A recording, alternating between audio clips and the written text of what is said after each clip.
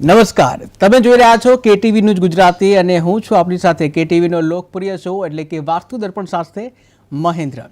અને આપણી સાથે વાસ્તુ એક્સપર્ટ તરીકે જે અથવા તો વાસ્તુ ગુરુ પણ કહી શકાય એવા શ્રી દક્ષેશ કુમાર પણ જોડાઈ ગયા છે.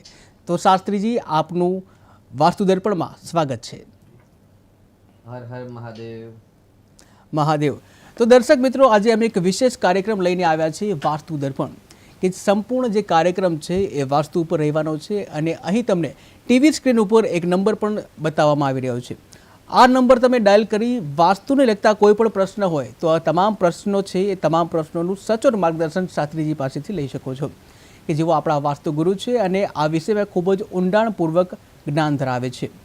ઘણીવાર એવું થાય કે આપણા ઘરમાં બધું જ બરાબર હોય, બધી વસ્તુ, પરંતુ આમ છતાં પણ ઘરમાં શાંતિ ના હોય, ગૃહ ક્લેશ થતા હોય, આંતરિક ઝઘડા થતા હોય, બાળકોનું ભણવામાં મન ન થતું હોય, લક્ષ્મીજી ટકતા ના હોય, આવા ઘણા બધા પ્રશ્નો આપણા ધ્યાનમાં આવતા હોય છે, આપણા ઘરમાં આવતા હોય છે.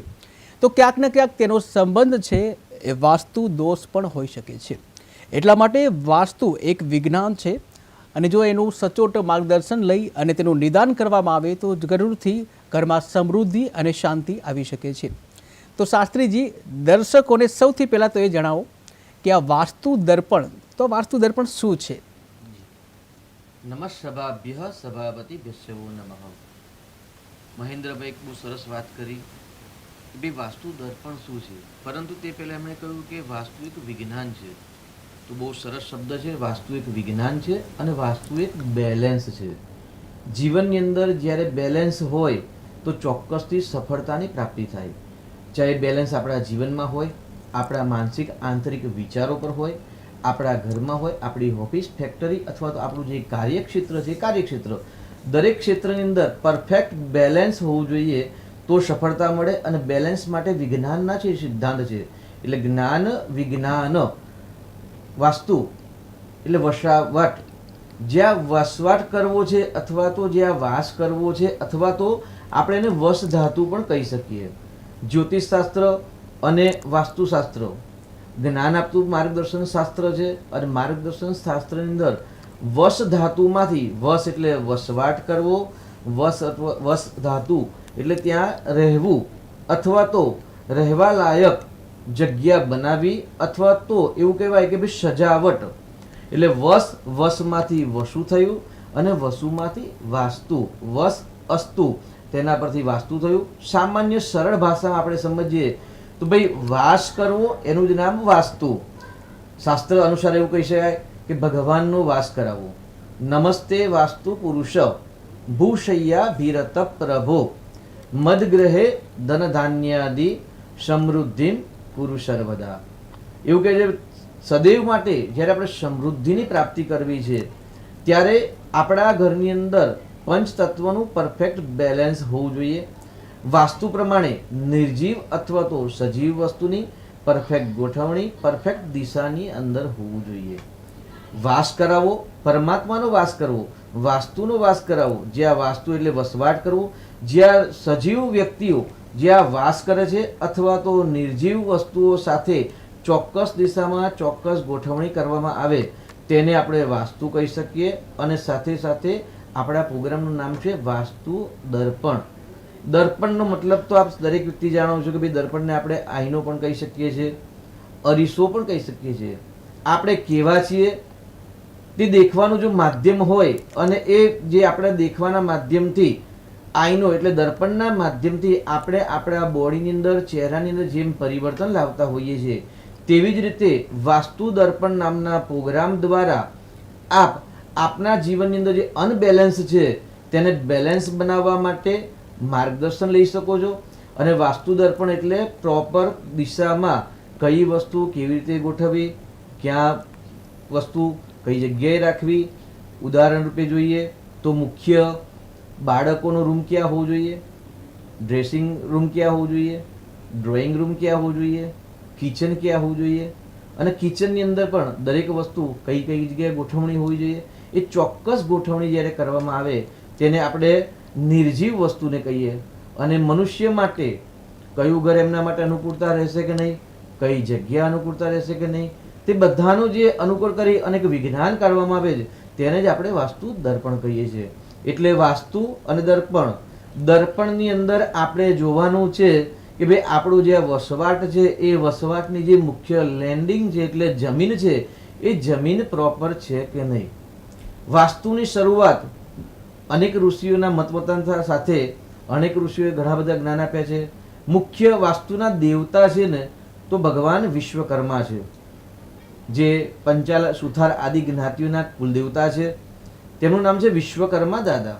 એટલે મુખ્ય વાસ્તુના ગ્રંથ છે તો વિશ્વકર્મા પ્રકાશ, રાજવલ્લભ, મહિમતમ ઇત્યાદિ 18 ઋષિઓએ વાસ્તુશાસ્ત્રનું આપણને જ્ઞાન પ્રદાન કરેલું છે.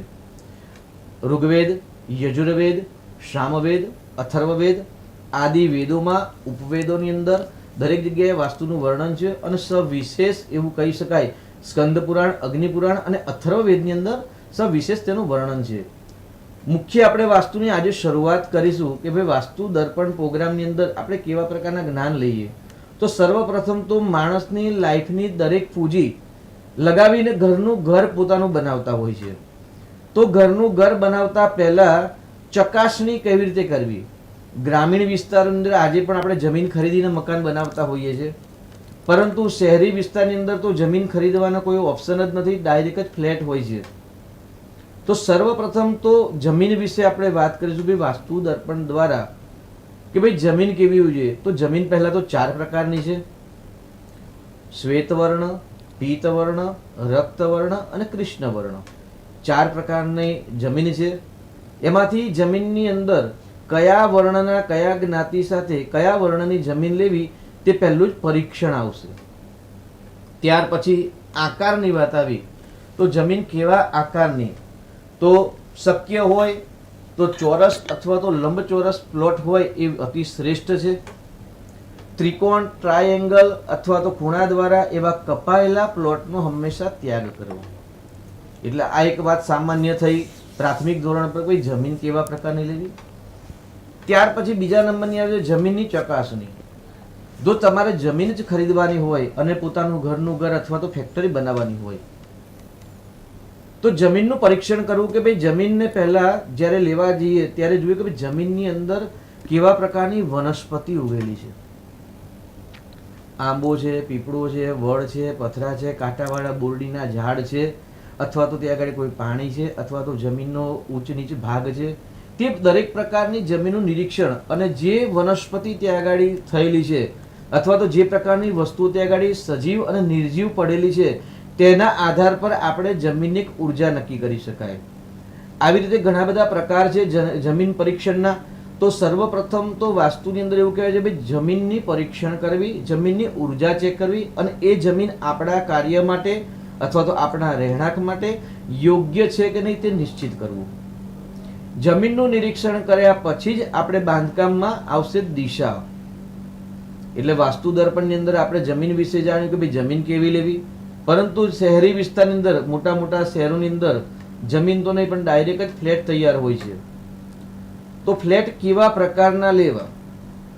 તો મુખ્ય આજે ખરીદી કરવા જ્યારે જઈ રહ્યા છે, કેમ કે માણસ પોતાનો એક સપનું હોય છે કે મારું ઘરનું ઘર બને. તો આખા જીવનની જે આવક છે, પૂંજી છે, એ પૂંજી ઘરમાં લગાવતા હોય છે. અને જો ચોક્કસ એ આપણને ઘર ન પ્રાપ્ત થાય તો આપણી જે મહેનતની પૂંજી છે એ બધી શૂન્ય થતી હોય છે. કારણ કે મુખ્ય એવું કહી શકાય કે માણસનું ઘર એ જ શાંતિનું છે. એટલે જ જ્યારે મકાનનું નિર્માણ થાય ત્યાર પછી વાસ્તુ શાંતિ કરવી આવશ્યકતા છે, કેમ કે ઘરની અંદર શાંતિની પ્રાપ્તિ થાય. તો આજે વાસ્તુના નામ વિશે જાણીએ કે ભાઈ વસ ધાતુ પરથી વાસ્તુ નામ પડ્યું, પરંતુ આ વાસ્તુનું બેલેન્સ શું છે, વાસ્તુ એટલે શું, વાસ્તુ કોણે કરવું, વાસ્તુ જોવાનું કારણ શું. ઘણા બધા પ્રશ્નો જ્યારે ઉત્પન્ન થતા હોય છે ત્યારે એક પ્રશ્ન એવું પણ થઈ શકે કે વાસ્તુ શેના પર આધારિત છે. જી બિલકુલ. તો આપણી સાથે એક દર્શક મિત્ર છે, તેઓ એક પ્રશ્ન પૂછવા માંગે છે. તેઓનો પ્રશ્ન એ છે કે મકાન છે, મકાનનો પ્રવેશ દ્વાર કઈ દિશામાં હોવો જોઈએ, રસોડું કઈ દિશામાં હોવું જોઈએ. જી, બહુ સરસ પ્રશ્ન છે અને આઈએમપી પ્રશ્ન છે. વાસ્તુનો આધાર એવું કહી શકાય છે કે બે પંચ તત્વ પર આધાર છે: પૃથ્વી, જલ, તેજ, વાયુ અને આકાશ. તેની સાથે જ બીજો એક આધાર સ્તંભ છે જેને આપણે દિશા કહીએ છીએ. ભાઈ દ્વાર કઈ દિશામાં હોવો જોઈએ, તો મુખ્ય આઈએમપી જ દ્વાર જ છે. રસોડું સેકન્ડ નંબરમાં છે, કેમ કે મકાન ખરીદવું અને એની અંદર મુખ્ય એવું કહે છે કે ભાઈ દ્વાર જ છે.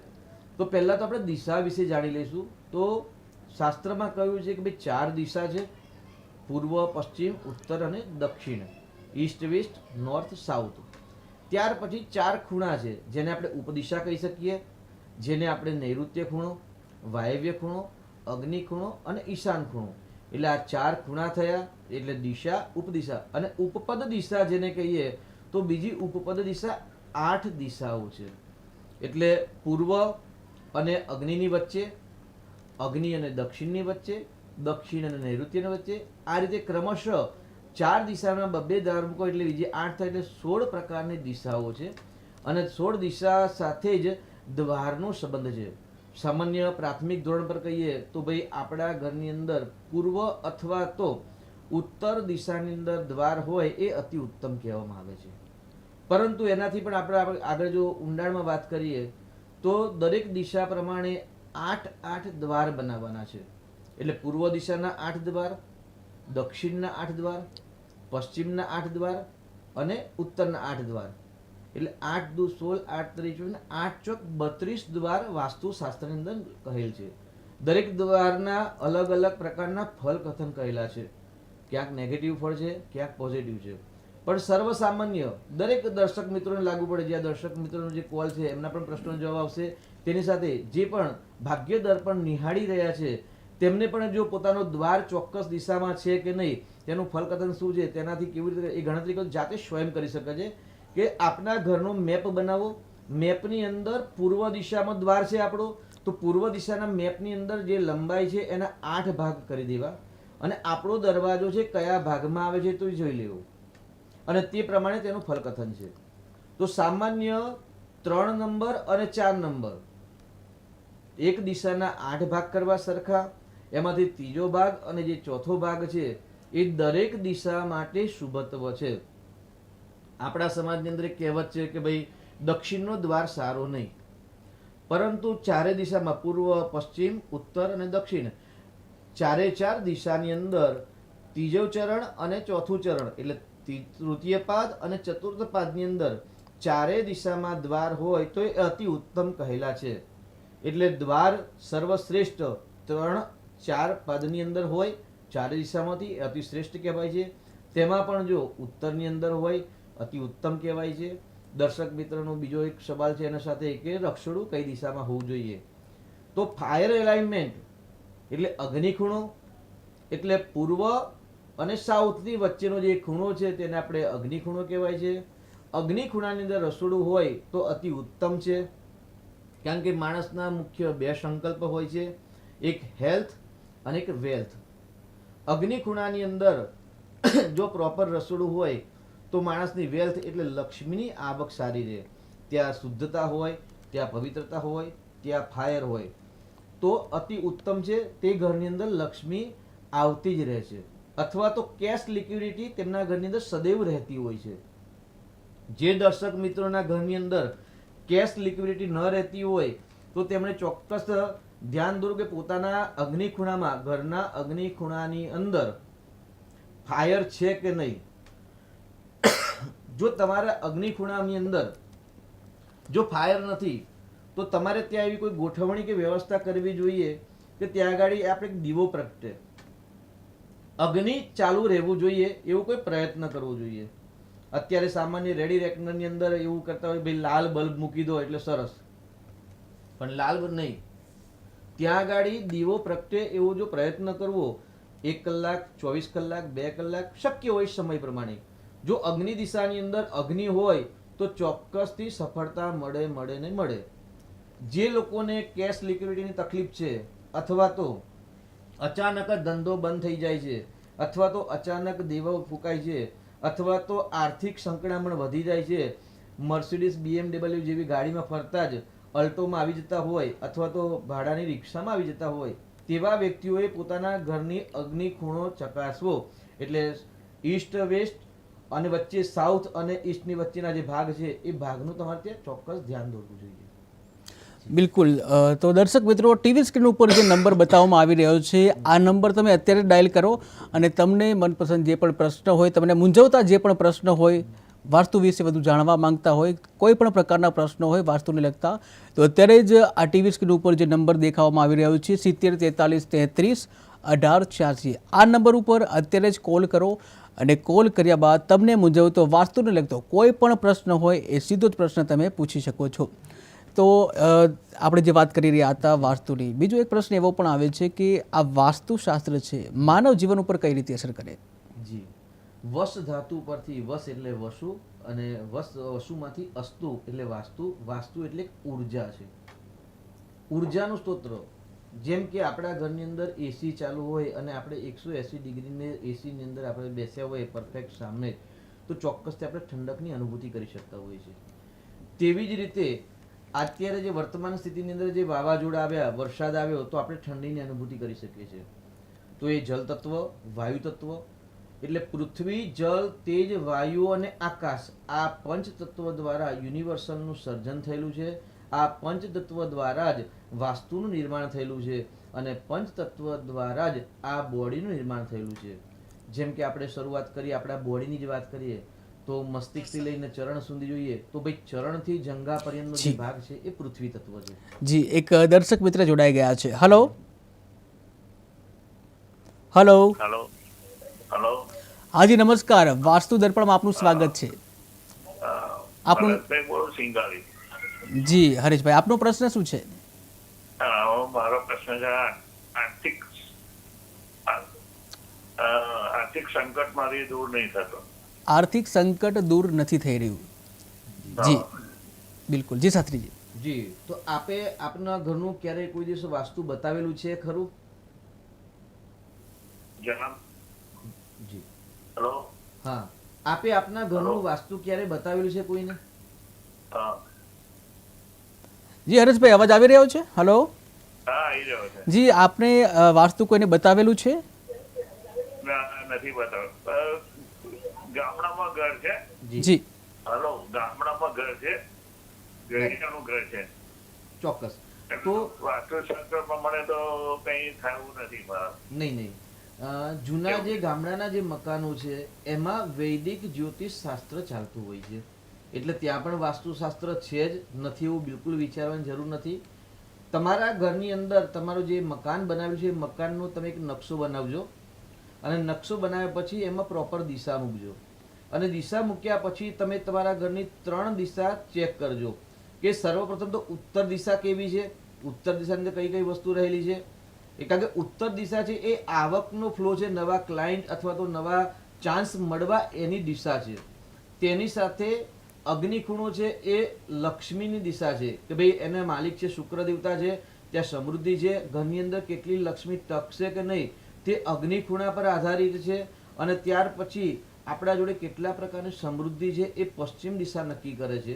તો આપના ઘરની અંદર આપનો પ્રશ્ન છે કે ભાઈ લક્ષ્મી ધન ટકતું નથી, એનો મતલબ કે આવક તો છે પણ આવક ટકતી નથી, તો ચોક્કસથી તમારા પૂર્વ દિશાની અંદર કોઈ લોખંડની વસ્તુ હશે. કેમ કે પૂર્વ દિશા એટલે સૂર્યની દિશા છે અને સૂર્યની દિશામાં જ્યારે શનિની કોઈ વસ્તુ હોય અથવા તો અગ્નિ ખૂણાની અંદર પાણી હોય, ટોયલેટ લેટરિંગ હોય, સંડાસ હોય, કેમ કે અગ્નિ જે ફાયર છે અને ફાયરનું દુશ્મન છે વોટર, એટલે ફાયર એલિમેન્ટની અંદર જ્યારે વોટર એલિમેન્ટ હોય એટલે ત્યાં આગળ પાણીનો જો કોઈ સ્ત્રોત હશે તો ચોક્કસથી તમારી આવક એટલે આગ બુઝાઈ જાય, કામ કરવાની ક્ષમતા ઓછી થઈ જાય અથવા તો ધન સંગ્રહ કરવાની જે બુદ્ધિ ક્ષમતા છે એ ક્ષમતાનો નાશ થતો હોય છે. તો જે વ્યક્તિના ઘરની અંદર ધન ટકતું નથી તેમણે પોતાના ઘરની અગ્નિ દિશા અને પૂર્વ દિશા જોવી, તેની સાથે સાઉથ એટલે દક્ષિણ દિશા, દક્ષિણ જે ફાયરની દિશા છે એટલે અગ્નિ ખૂણો અને સાઉથની વચ્ચેનો જે ભાગ છે એ ભાગની અંદર પણ જો વોટર એલિમેન્ટ એટલે કોઈ પાણીનું સ્તોત્ર હશે અથવા તો અગ્નિ ખૂણાની અંદર ટોયલેટ લેટરિંગ હશે તો ચોક્કસથી એ ઘરની અંદર આર્થિક સંકળામણ હશે. કેમ કે અગ્નિ ખૂણાની અંદર સંડાસ બાથરૂમ હોવું એ યોગ્ય નથી, ઈશાન ખૂણાની અંદર પણ ટોયલેટ લેટરિંગ હોવું એ યોગ્ય નથી. કારણ કે માણસના મુખ્ય 2 સ્તોત્ર છે કે હેલ્થ અને એક વેલ્થ, શરીર સુખ અને સાથે સાથે લક્ષ્મી સુખ. તો જે ઘરની અંદર અગ્નિ ખૂણો અને ઈશાન ખૂણો જો બગડેલ હશે તો ચોક્કસથી શારીરિક પ્રશ્નો, માનસિક પ્રશ્ન, આર્થિક પ્રશ્ન અને ગંભીર બીમારી તે ઘરમાં રહેતી હશે. જી શાસ્ત્રીજી, તો દર્શક મિત્રો, તમારા જીવનમાં પણ કોઈ પણ પ્રકારના પ્રશ્ન હોય, લક્ષ્મીજી ટકતા નથી, ગૃહ કંકાસ જેવા છે, ગૃહ કંકાસ જોવા મળતું હોય છે, ગૃહ ક્લેશ થતો હોય છે, કે પછી સંપત્તિને લઈને, અભ્યાસને લઈને, કે પછી પડોશી સાથે તમારા સંબંધો ખરાબ છે, રિલેશનને લઈને પ્રશ્નો છે, કોઈ પણ પ્રકારના પ્રશ્ન હોય તો ક્યાંક ને ક્યાંક તેનું જે નિવારણ છે એ વાસ્તુ દ્વારા પણ કરી શકાય છે, કેમ કે વાસ્તુ દોષ એ હોઈ શકે છે. કારણ કે વાસ્તુશાસ્ત્ર એક વિજ્ઞાન છે અને વિજ્ઞાન દ્વારા જ તેનું નિવારણ કરવામાં આવતું હોય છે. તો શાસ્ત્રીજી, આપણે વાસ્તુશાસ્ત્રમાં જે પંચતત્વો છે તેની વાત કરતા હતા. જી, એટલે પંચતત્વ દ્વારા જ આપણા બોડીનું નિર્માણ છે, અથવા યુનિવર્સલનું નિર્માણ છે, અથવા તો કોઈ પણ વસ્તુ બનાવી રહ્યા છે કે ભાઈ આપણે પોતાનું ઘરનું ઘર બનાવી રહ્યા છે, પોતાની કાર્ય કરવાની જે ઓફિસ છે એટલે ઓફિસ, ફેક્ટરી, અથવા તો કૂપ, વાવ, તળાવ ઇત્યાદિ કોઈ પણ વસ્તુનું જ્યારે નિર્માણ કરી રહ્યા છે ત્યારે નિર્માણની અંદર પંચતત્વનું બેલેન્સ બહુ જ મહત્વ છે. આપણા શરીરની અંદર જો પંચતત્વની વાત કરીએ તો ભાઈ ચરણથી લઈને જંગા પર્યંતનો ભાગ છે પૃથ્વી તત્વ છે, અને જંગાથી લઈ અને હૃદય પર્યંતનો જે ભાગ છે ને તેમાં બે તત્વ રહેલા છે, એક અગ્નિ તત્વ અને એક જલ તત્વ. આપણે જે પણ અન્ન ગ્રહણ કરીએ છીએ એ બધા જ અન્ન આપણા ઉદરની અંદર જાય છે, અને ઉદરની અંદર બે તત્વ રહેલા છે, જલ તત્વ અને સાથે અગ્નિ તત્વ. જ્યારે જલ તત્વ અને અગ્નિ તત્વનું જ્યારે બેલેન્સ સ્થિર ન થાય ત્યારે સમસ્યા આપણા શરીરની અંદર ઉત્પન્ન થતી હોય છે. તેવી જ રીતે કોઈ પણ ઘર છે અથવા મકાન છે, ફેક્ટરી છે, ત્યાં આગળ પ્રોપર બેલેન્સ ન હોય તો સમસ્યા ઉત્પન્ન થાય. આપણે જેમ વાત કરી અત્યારે કે ભાઈ અગ્નિ ખૂણો એટલે એક વેલ્થ એટલે લક્ષ્મીની છે, અને હેલ્થ માટે ઈશાન ખૂણો છે. હવે ઈશાન ખૂણાની અંદર એવું કહેવાય સામાન્ય કે ભાઈ ઈશાન ખૂણો હલકો હોવો જોઈએ. ઈશાન પહેલાં તો ઘણા જગ્યાએ ઈશાનના દ્વાર હોય ને તો જ્યારે હવે વાસ્તુ જોવા જતા હોય ને ત્યારે કહેતા હોય છે કે ગુરુજી અમારે તો પૂર્વના ઈશાન ખૂણામાં બહુ શ્રેષ્ઠ દરવાજો છે, અતિ ઉત્તમ દરવાજો છે. ખાસ જણાવવાનું દર્શક મિત્રોને કે ખૂણાના દ્વાર શ્રેષ્ઠ કયા નથી, ખૂણામાં દ્વાર હોવા જોઈએ નહીં. તો અગ્નિ ખૂણો અથવા તો ઈશાન ખૂણાની અંદર જ્યારે દ્વાર હોય છે અથવા તો ત્યાં ટોયલેટ લેટ્રિન હોય છે તો અનબેલેન્સ એટલે પૃથ્વી તત્વ, જલ તત્વ, વાયુ તત્વ, આકાશ તત્વ અને અગ્નિ તત્વ, આ જે પાંચ તત્વ છે, પાંચ તત્વનું અનબેલેન્સ જ્યારે થાય ત્યારે ઘરની અંદર વાસ્તુ દોષ ઉત્પન્ન થાય. બોડીની અંદર જ્યારે અનબેલેન્સ થાય ત્યારે બીમારી ઉત્પન્ન થતી હોય છે, અને યુનિવર્સની અંદર જ્યારે અનબેલેન્સ થાય ત્યારે અતિવૃષ્ટિ, અનાવૃષ્ટિ, ભૂકંપ આદિ જે ઘટનાઓ બનતી હોય છે તે બધી અનબેલેન્સના કારણે બનતી હોય છે. સામાન્ય અત્યારે આપણે જે વરસાદ ને વાવાઝોડા જોઈ રહ્યા છે તો એ પણ ક્યાંક સમુદ્રની અંદર ક્યાંક દબાણના કારણે થઈ રહ્યા છે. એટલે જે તત્વ છે તત્વનું અનબેલેન્સ થાય છે. તો વાસ્તુની અંદર જ્યારે અનબેલેન્સ થાય, ભાઈ ફાયર એલિમેન્ટના એટલે અગ્નિ, અગ્નિનું શત્રુ કોણ છે તો ભાઈ પાણી છે. અગ્નિ અને પૃથ્વીનો સંબંધ કેવો છે ભાઈ મધ્યમ છે. અગ્નિ હોય ને ત્યાં આગળ પૃથ્વી મૂકી દો એટલે માટી મૂકી દો તો અગ્નિ દબાઈ જાય છે. અચ્છા, અગ્નિ અને વાયુ બંને મિત્ર છે, તો જે અગ્નિ આવશે તો ફરવા જતા રહેશે અગ્નિદેવ, તો જેનાથી દાવાનળ પણ ઉત્પન્ન થશે. અગ્નિ દ્વારા જ અન્ન જલનો પકવાન થાય છે, તો આપણે જે અન્ન ગ્રહણ કરી રહ્યા છે એ અગ્નિ દ્વારા થઈ રહ્યા છે.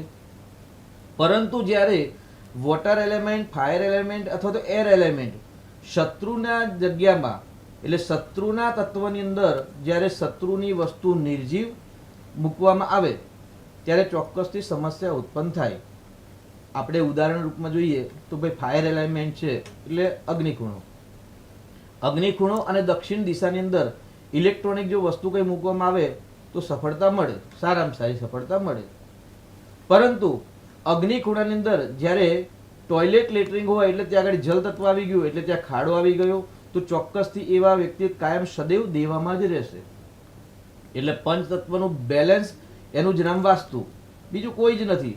સરળ વાસ્તુ, વૈદિક વાસ્તુ, આ બધી વાસ્તુની અંદર એવું કહ્યું છે શાસ્ત્રમાં કે આ જગ્યા પર આ વસ્તુ બનાવી નિર્માણ કરવાનું શાસ્ત્રમાં લખ્યું છે. ભાઈ વિશ્વકર્મા પ્રકાશ જુઓ, મહિમતમ જુઓ કે રાજવલ્લભ જુઓ, કોઈ પણ ગ્રંથ જુઓ કે 18 ઋષિના જે મત છે એ મતની અંદર એવું લખ્યું પંચતત્વના આધાર પર દરેક તત્વની વસ્તુ ત્યાં આગળ પ્રોપર દિશામાં ચોક્કસ જગ્યાએ ચોક્કસ વસ્તુનું નિર્માણ કરવું, એ જ તત્વનું બેલેન્સ. પશ્ચિમ દિશા છે, શનિની દિશા છે, વાયવ્ય દિશા છે, તે ચંદ્રની દિશા છે.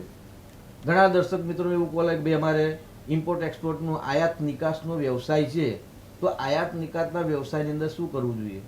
તો ચોક્કસથી ભાઈ એમના ઘરની અંદર વાયવ્ય દિશા જોવી જોઈએ, અથવા તો પશ્ચિમ અને વાયવ્ય દિશાની વચ્ચેની સ્થિતિ કેવી છે, અથવા તો વાયવ્ય ખૂણો અને ઉત્તર દિશાની વચ્ચેની સ્થિતિ કેવી છે. એ સ્થિતિના આધાર પર તેમને આયાત નિકાસની અંદર સફળતા કે અસફળતા મળશે. કોઈક ઇન્ડસ્ટ્રી છે તેની અંદર મશીનરી મૂકવાની હોય, તો ભાઈ ચોક્કસ દિશામાં મશીનરી મૂકવી હોય તો એમાં એમને મશીનરીમાં તકલીફ પડે ઓછી થાય, અથવા તો તેમને વર્કરોને નુકસાન ઓછું થાય. વારે ઘડી જે મશીન બંધ થઈ જાય તે સમસ્યા ન થાય, એટલે ચોક્કસ જગ્યાએ ગોઠવણી હોવી જોઈએ. બાળકોની વાત કરીએ, ભાઈ સ્ટડી રૂમ. મારું બાળક બહુ જ મહેનત કરે છે, પુષ્કળ મહેનત કરે, તેને યાદ રહેતું નથી, તો એવું કહી શકાય સામાન્ય પશ્ચિમ અને નૈઋત્યની વચ્ચેનો જે ભાગ છે એ દિશાની અંદર જો બાળકનું સ્ટડી રૂમ કરવામાં આવે, સ્ટડી રૂમની અંદર સ્ટડીના લગતા જે પોસ્ટરો મૂકવામાં આવે, તો ચોક્કસથી એને સ્ટડી રૂમના એટલે એને જે વાંચેલું છે તેમને યાદ રહે. અલગ અલગ પ્રકાર છે. મુખ્ય આઈએમપી છે બેડરૂમ રિલેશનશિપ. તો રિલેશનશિપ પણ તત્વના આધારિત છે અને તત્વ એ મનના આધારિત છે. તો માણસનો બેડરૂમ ક્યાં હોવું જોઈએ એ પણ બહુ આઈએમપી વસ્તુ છે. પરંતુ આ બધાનો આધાર સ્તંભ છે એ લેન્ડિંગ છે, જમીન છે. જો તમારું ઘર, એવું કહી શકાય કે સામાન્ય આપણે વાસ્તુની શરૂઆત જ કરીએ કે ભાઈ વાસ્તુ દર્પણની અંદર આપણે મુખ્ય શું જાણીએ, તો ભાઈ મુખ્ય વાસ્તુ દર્પણની વાત કરીએ, ભાઈ આપણે કેવા છીએ તે દેખાય, દર્પણમાં દેખાય. એવી રીતે આપણું ઘર કેવું છે એ આપણે જોવું હોય તો વાસ્તુ દર્પણ દ્વારા જોઈ શકીએ. તો વાસ્તુ દર્પણનો મુખ્ય આધાર છે 4 દિશાઓ પર: પૂર્વ, પશ્ચિમ, ઉત્તર અને દક્ષિણ. તો સર્વસામાન્ય સિદ્ધાંત તમે જાતે જ તમારા ઘરનું વાસ્તુ જોઈ શકો છો કે ભાઈ મારા ઘરની અંદર પૂર્વ દિશા અને ઉત્તર દિશા ખુલ્લી છે કે નહીં. જે ઘરની અંદર પૂર્વ દિશા અને ઉત્તર દિશા ખુલ્લી હોય તો ચોક્કસથી એ ઘરની અંદર 50% વાસ્તુ સારું છે એવું કહી શકાય.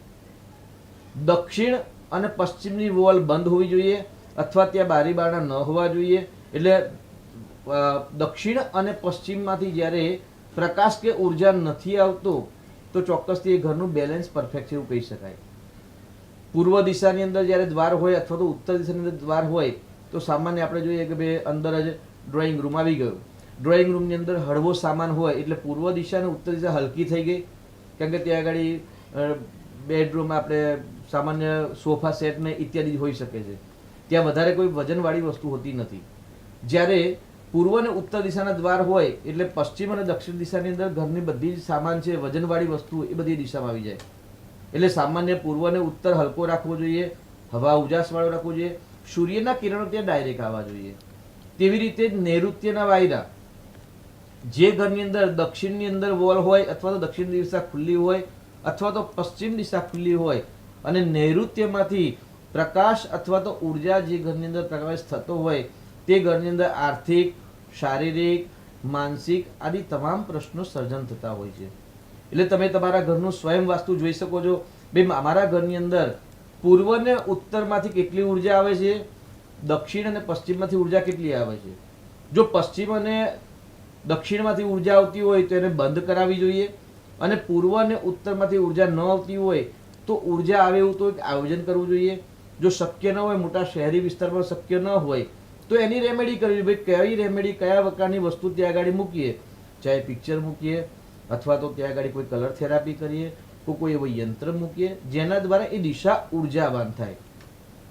આટલી વસ્તુ જો શ્રેષ્ઠ બની ગઈ એટલે આપણું ઘર શ્રેષ્ઠ થઈ ગયું. ત્યાર પછી જોઈ લેવાનું કે ભાઈ આપણા ઘરની અંદર દ્વાર છે એ મુખ્ય આઈએમપી વસ્તુ છે. અત્યારે સામાન્ય ક્રેઝ છે કે ભાઈ દ્વાર પર ગણેશજી મૂકવા, દ્વાર પર ઘોડાની નાળ લગાવી, દ્વાર પર હનુમાનજી મૂકવા, દ્વારપાળ તરીકે. પણ એ બહુ સચોટ છે જ નહીં.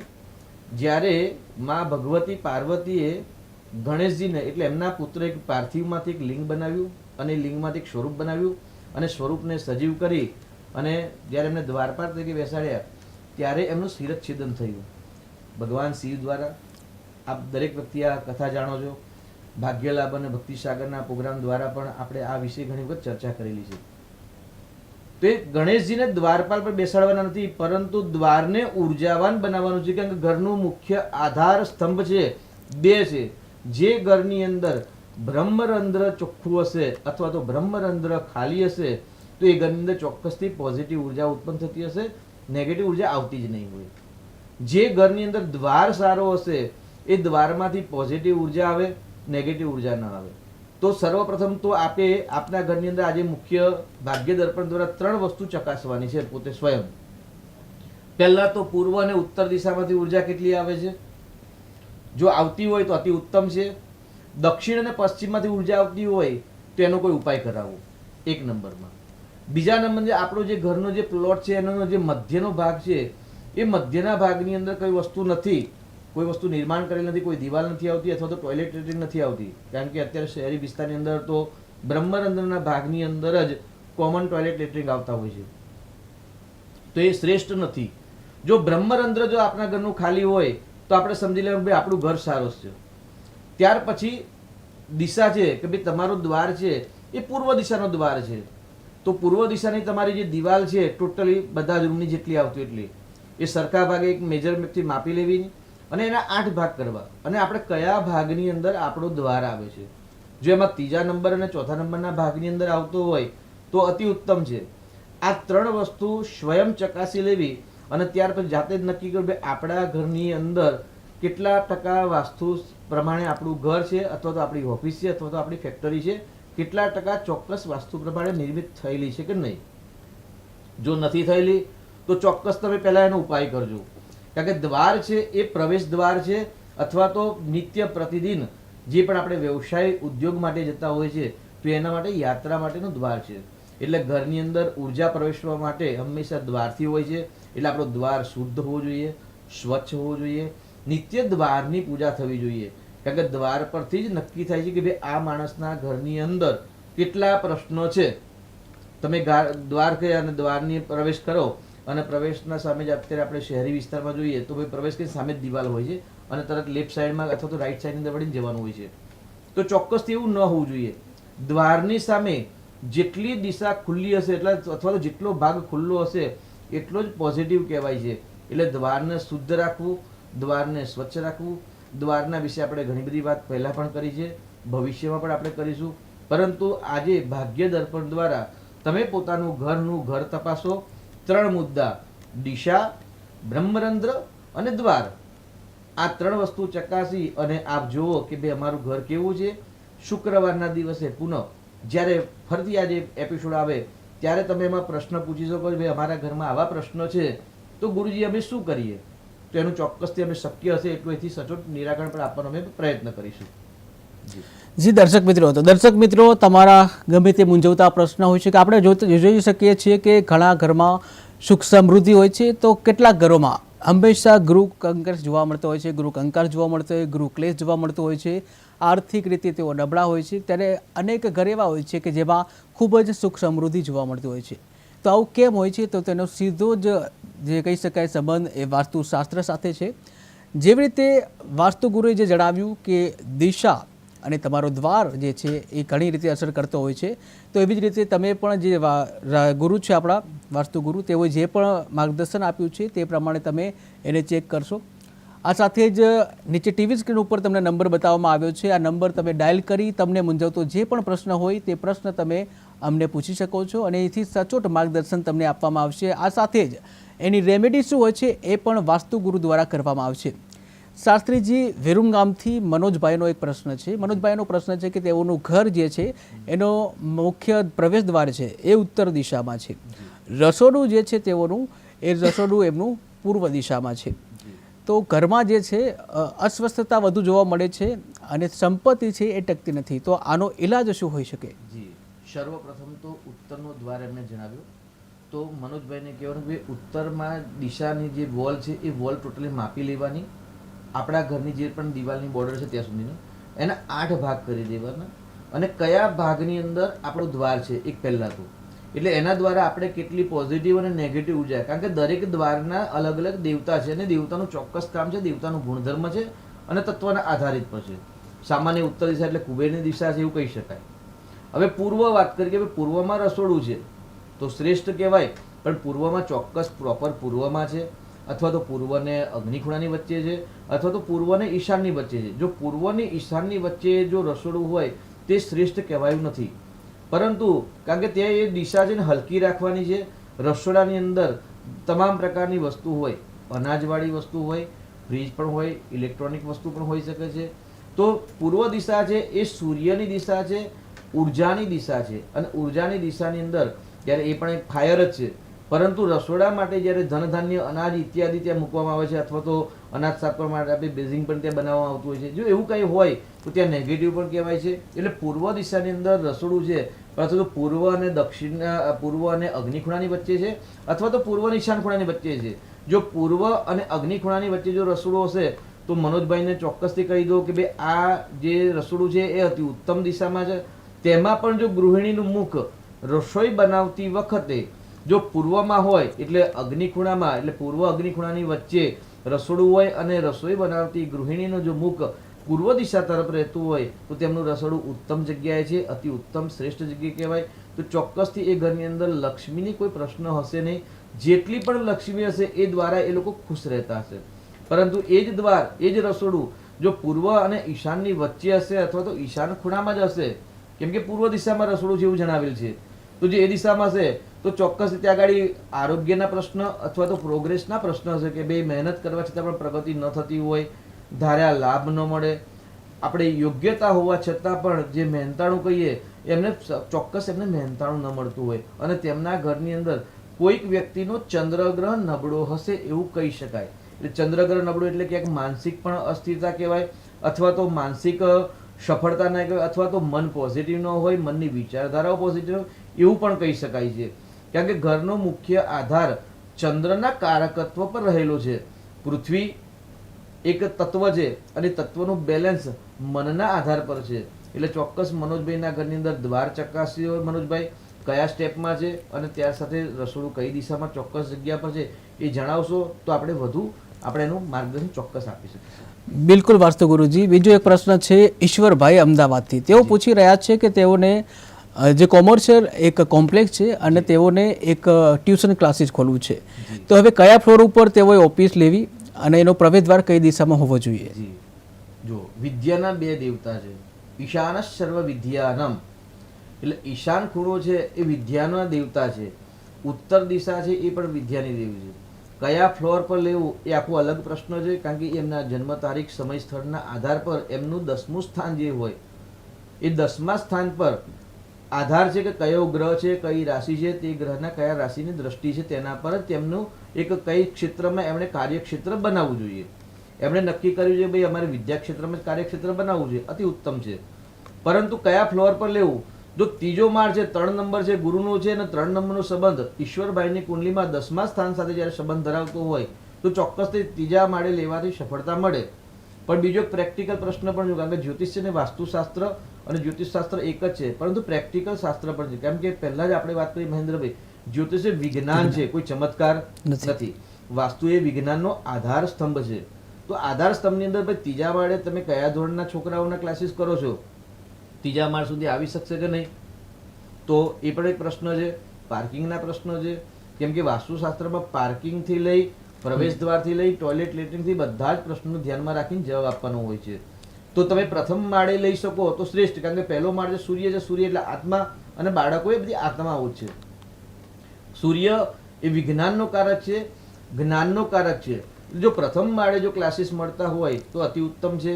પરંતુ ઈશ્વરભાઈએ પોતાની જન્મ તારીખ, સમયના, સ્થળના આધાર પર 10મા સ્થાનના રહેલા ગ્રહના આધાર પર દુકાનનો નંબર, દુકાનની દિશા નક્કી કરીને લેશો તો ચોક્કસથી તમને સારી એવી સફળતા મળશે અને બાળકો જે એજ્યુકેશન દ્વારા બાળકોનો પણ સારો એવો વિકાસ થશે.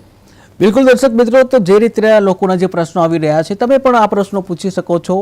માત્ર એક કોલ અને એક કોલ તમારી જિંદગી બદલી શકે છે. ટીવી સ્ક્રીન ઉપર જે નંબર દેખાઈ રહ્યો છે 70 43 33 18 86, આ નંબર અત્યારે જ ડાયલ કરો અને તમને મૂંઝવતા વાસ્તુને લગતા કોઈ પણ પ્રશ્ન હોય બિંદાસ તમે પૂછી શકો છો અને તેનું સચોટ માર્ગદર્શન વાસ્તુ ગુરુ દક્ષેશ કુમાર દ્વારા આપવામાં આવશે. આ સાથે જ કોઈ દોષ હશે તો એનો દોષનું નિવારણ અંગેનું પણ માર્ગદર્શન આપવામાં આવશે. તો શાસ્ત્રીજી અન્ય એક દર્શક મિત્ર જોડાઈ ગયા છે. હેલો. હા સર. જી, વાસ્તુ દર્પણમાં આપનું સ્વાગત છે. રાહુલ નામ છે જી બાબાનું. જી. હેલો. હા જી બોલો. હા, રાહુલ નામ છે બાબાનું. જી. બરોબર. એમનો સંબંધ નહીં થતો છે. રાહુલભાઈનો સંબંધ? અચ્છા, રાહુલભાઈનો સંબંધ નથી થતો. જી. હા હા. જી શાસ્ત્રીજી. બહુ સરસ પ્રશ્ન છે. જ્યોતિષ શાસ્ત્ર પ્રમાણે 7મા સ્થાન સાથે સંબંધ હોય, પરંતુ વાસ્તુશાસ્ત્ર પ્રમાણે જો રાહુલભાઈની દિશા સુવાની કઈ છે એ પહેલા જોવી પડશે. તમે સ્વયં નક્કી કરો કે ભાઈ ઘરની આપણું જે ઘર છે એ ઘરના કેટલી દિશાઓ છે, એમાં બેડરૂમ કઈ જગ્યાએ છે અને રાહુલભાઈનો બેડરૂમ કઈ દિશામાં છે. જો રાહુલભાઈનો બેડરૂમ પશ્ચિમ અને વાયવ્યની વચ્ચે હશે તો એવું કહેવાય ભાઈ રોદનમ, એટલે જ્યારે કોઈ મોટી ગંભીર સમસ્યા થતી હોય અને ત્યારે રોદન માટે એ બેસવાની જગ્યા છે એવું શાસ્ત્રમાં કહેલું છે. તો જો રાહુલભાઈનો જે સુવાની જગ્યા છે એ પશ્ચિમ અને વાયવ્યની વચ્ચેની જગ્યામાં જો એ આરામ કરતા રાત્રે નિંદ્રા કરતા હશે તો ચોક્કસથી એમના વિવાહમાં વિલંબ આવે ને આવે જ. તો એ સ્થાનનું નિરાકરણ કરાવશો ચોક્કસથી તમને સફળતા મળશે. જી શાસ્ત્રીજી, તો ગુરુજી આપે જે વસ્તુ જણાવી કે સુવાની વાતનો ઉલ્લેખ થયો છે, ક્યાંક સાંભળ્યું છે એવું કે દક્ષિણ દિશામાં શિર રાખવાથી વધુ લાભ થતા હોય છે, શું સાચું છે? ચોક્કસ વાત છે. દરેક દિશાના અલગ અલગ ગુણધર્મો છે. મંગળ છે એ દક્ષિણ દિશાનો માલિક છે અને ઉત્તર દિશા છે એ કુબેરની દિશા છે. ઉત્તર દિશા મેગ્નેટિક દિશા છે અને મેગ્નેટની શક્તિઓ બધી જ એવું કહેવાય છે કે યુનિવર્સની અંદર રહેલી બધી શક્તિ મેગ્નેટિક છે અને મેગ્નેટિક શક્તિ આપણા મસ્તિષ્કની અંદર પણ જ્ઞાન તંતુ સાથે ઘણી બધી વસ્તુ સમાયેલી છે.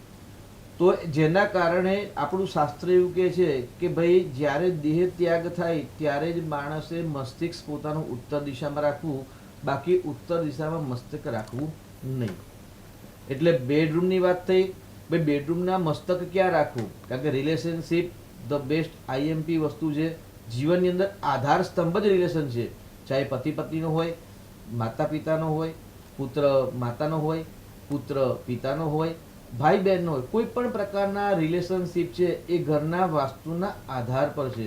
અને જે ઘરની અંદર રિલેશન સારા છે તે ઘરની અંદર સુખ સમૃદ્ધિ શાંતિની વૃદ્ધિ છે.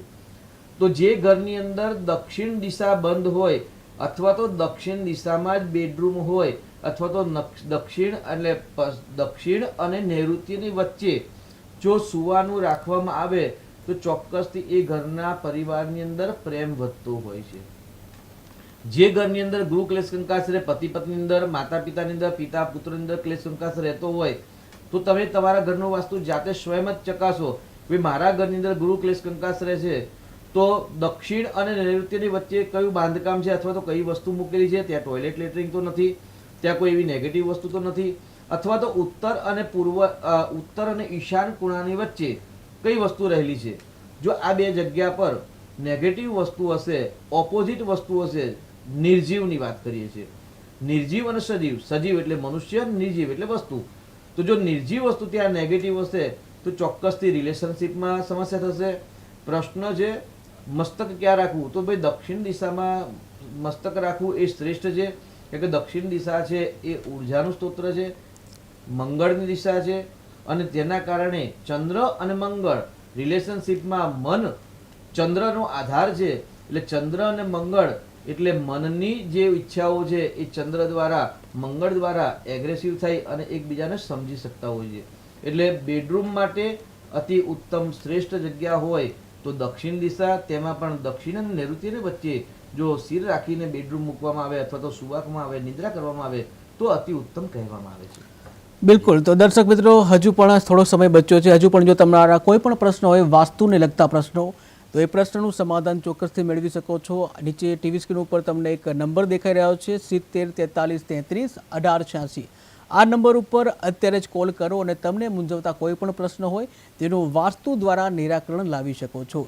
તમારું નામ જણાવવાનું છે, ક્યાંથી બોલો છો અને તમારો જે પ્રશ્ન શું છે એ જણાવશો. અને જો શક્ય હોય તો ઘરનો પ્રવેશ દ્વાર, રસોડું ક્યાં છે, આ દિશાઓને લઈને જો આપ અમને પૂછશો તો વધુ સચોટ માર્ગદર્શન તમને મળી રહેશે.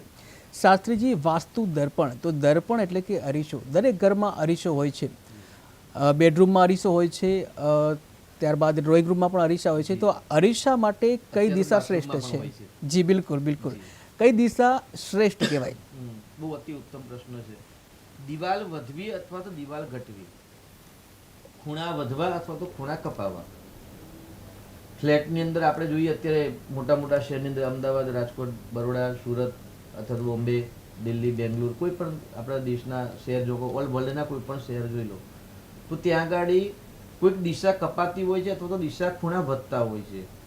સામાન્ય રસોડું હોય, રસોડો અને બાજુનો જે બેડરૂમ હોય એ બેડરૂમના ભાગની વચ્ચે કોલમ હોય ને કોલમ કપાતી હોય અથવા તો કોલમ વધતી હોય છે. દક્ષિણ દિશા વધતી હોય અથવા દક્ષિણ દિશા કપાતી હોય, ઉત્તર દિશા વધતી હોય અથવા કપાતી હોય.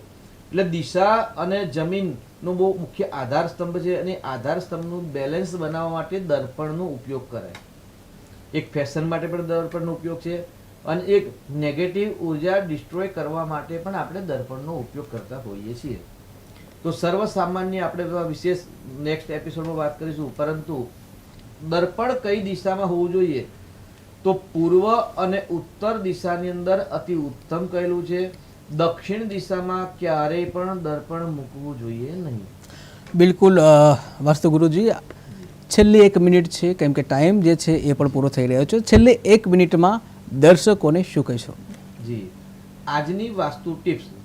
આજે બુધવાર છે, મંગળના હોરાની અંદર આપણે આ વાસ્તુ પુરુષનો જે પ્રોગ્રામ છે એ પ્રારંભ કર્યો અને પૃથ્વી પુત્ર મંગળ છે.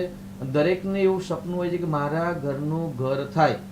તો તમારા ઘરનું ઘર નથી થતું અને પોતાનું ઘરનું ઘર બનાવવું છે તો આજે બુધાષ્ટમી છે, આજે અતિ ઉત્તમ દિવસ છે અને સંધ્યાકાળે તુલસી માતાના ત્યાં આજે દીવો કરવામાં આવે અને એવું કહેવાય કે બુધાષ્ટમીના દિવસથી લઈને કારતક સુદ આઠમથી લઈને પૂર્ણિમા સુધી તુલસી ક્યારા પર સંધ્યાકાળે જે લોકો દીવો કરે છે તેને ચોક્કસથી ઘરનું ઘર ઉત્પન્ન થાય છે અથવા તો ઘરનું ઘર બનવાની કોઈ દિશા ન બનતી હોય તો ઘરનું ઘર બનાવવાના પ્લાનિંગ શરૂઆત થાય છે.